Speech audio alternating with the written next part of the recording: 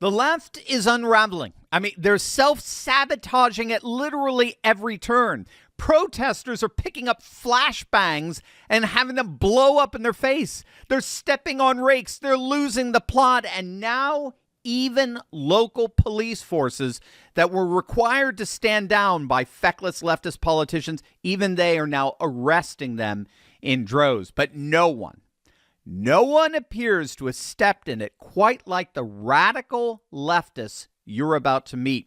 He thought he was rallying the fanatical faithful to a cause, and he only ended up running away with nowhere to hide.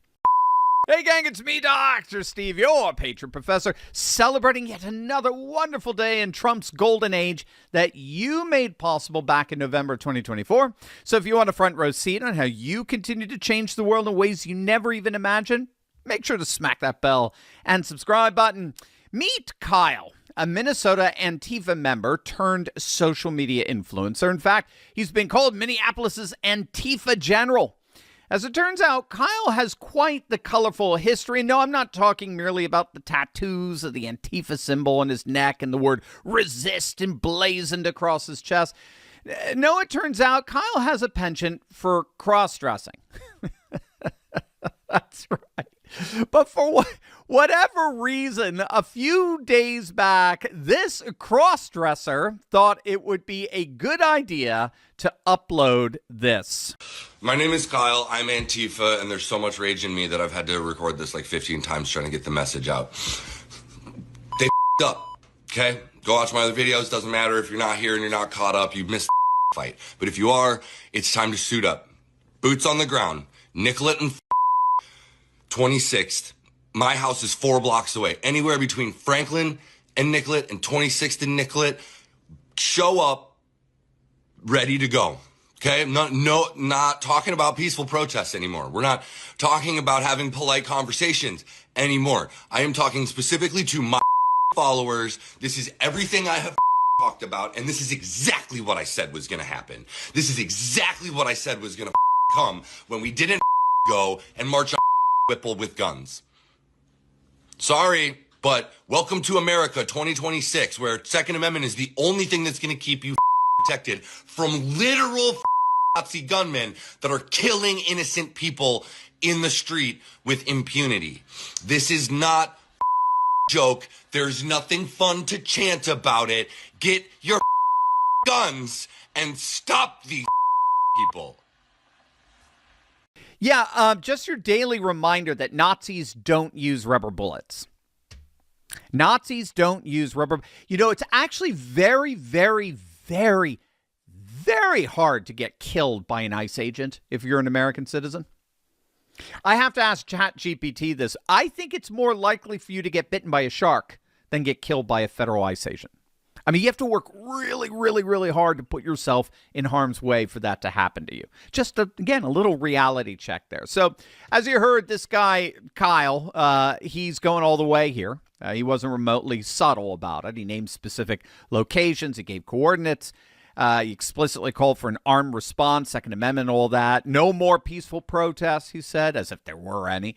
No more polite conversations, just armed confrontation. And when I listen to posts like that, again, I can't help but think that these are the same people, activists like Kyle, who will tell us that violently assaulting federal agents on January 6th at the Capitol was the single greatest assault to American democracy in the history of humanity. But now we're being told by these very same left-wing activists that violently assaulting federal officers is the duty of every morally responsible person. And that kind of cognitive dissonance among radical leftists was actually diagnosed formally in the work of the Polish psychologist Andrzej Lobachevsky in his study of what's called political ponerology. Ponerology comes from the Greek word poneros, which means evil. Political ponerology, the study of political evil. And what Lobachevsky did is he studied European leftists for 40 years, particularly European Marxists. And he concluded after 40 years of study that these people, these leftists, were all psychopaths. That was Lobachevsky, the psychologist's conclusion. These leftists, after studying for 40 years, he concluded they were all psychopaths. They were narcissistic psychopaths. And as part of that psychopathy, they took pleasure in manipulating people in ways that harmed them deliberately. And so logical consistency took a back seat to manipulative malevolence. And I do think in the end, these people, the new left that we're seeing, as they're called, are united in their utter and total hatred for our country. So if J6 and the celebration of law enforcement, federal law for federal agents in D.C., if that can be exploited in some way to destroy Trump and the MAGA movement, great. But if vilifying and confronting those same federal law enforcement agents in Minneapolis, if that's the key to destroying Trump and the MAGA movement, great, right? So logic takes a back seat to loathing. These people are psychopaths. They hate. They literally want to burn the whole thing down. But unfortunately for Kyle, as soon as that video went live, he and his Antifa ilk were in for one rude awakening. Bombshell revelations are ripping the mask off deep state corruption. Venezuela's ex-intelligence chief just exposed Maduro's narco-terror empire tied to China, Iran, Russia, and Hezbollah, and named corrupt U.S. politicians and officials who allegedly took millions to keep the regime alive. Those same dishonest forces are also sabotaging our financial system right here at home, draining your retirement savings to fund their globalist agenda. President Trump is leading the fight back, building a strategic Bitcoin reserve and opening retirement accounts to crypto. Follow his lead. Move your wealth into crypto assets like Block Trust IRA. Their Animus AI platform has outperformed Bitcoin by 250% since 2020, providing essential wealth defense against the deep state's thieving tentacles. Go to turleytalkscrypto.com right now and get a free $2,500 funding bonus when you open your account. That's turleytalkscrypto.com to secure your family's future today. The video I posted from the Alex Preddy murder, calling for direct action, calling for boots on the ground, calling for someone to stand against these murderers, was deemed inciting violence, and they're being bullied by the administration. Clearly, I don't think that they're gonna let them take my account down, but I don't know what they're gonna do, man. They're gonna silence me somehow, and they're having a hard time putting a bullet in my head, so we shall see what they do to get the job done. I have a backup account in my bio. I am basically on the run now. I have safe places and I have evacuations planned out, but the way things are going, I'm going to have to be very resourceful, and that's going to take support. So, Yeah, well, that's officially what we call the find out stage of F around and find out, FAFO. After all that bravado, after all the threats and calls for literal insurrection, the dude ended up in some bar, in a booth in a bar, giving a pitch to donate to his failed fundraising campaign. You can't make this stuff up. And he's not alone. These are the scenes from Eugene, Oregon last night. Antifa activists got rushed by ICE and federal agents. As you can see, they deployed full crowd control tactics and pushed the left way back from the perimeter that they had originally infested. And as you can see, the woke activists are absolutely frothing at the mouth over it. Or take a look at what happened last night, even in New York City, if you can believe it.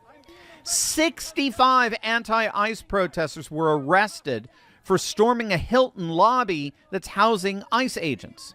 NYPD made those arrests. Local law enforcement, even in Mamdani land, are cooperating with federal agents and arresting these agitators. You see, what we have to understand is that the left is actually a very coddled group. Unlike the right, that's always fighting the institutional left And therefore, we develop a certain level of toughness. We develop a certain level of reserve, right? That we're always fighting the institutional elite, the legacy media, the university faculties, school boards, Hollywood elite. Unlike us, who are fighting 24/7 with the whole of that left-wing synopticon, as it were. The left, framing themselves incessantly as victims, have been incessantly coddled and pampered and indulged by those very same institutional elites. And so what's happened over the years is that the left has developed a debilitating form of entitlement called narcissistic immunity. Narcissistic immunity is the delusional belief that you are exempt from the normal rules of reality, that consequences simply don't apply to you. The person afflicted with it generally believes they're above reproach, they're untouchable, and they'll never suffer the outcomes of their own actions. And the key here is that it's not just arrogance, it's a complete psychological disconnect from reality. Remember Andrzej Lobachevsky, right? The Polish psychologist. What he concluded: leftists are psychopaths. They've constructed an artificial persona, a false self that they believe insulates them from accountability.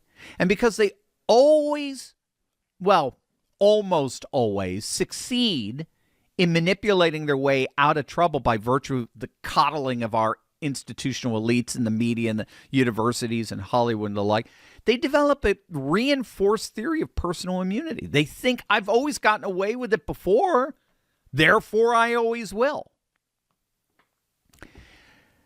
But here's what narcissistic immunity doesn't account for: reality itself. Eventually, consequences catch up.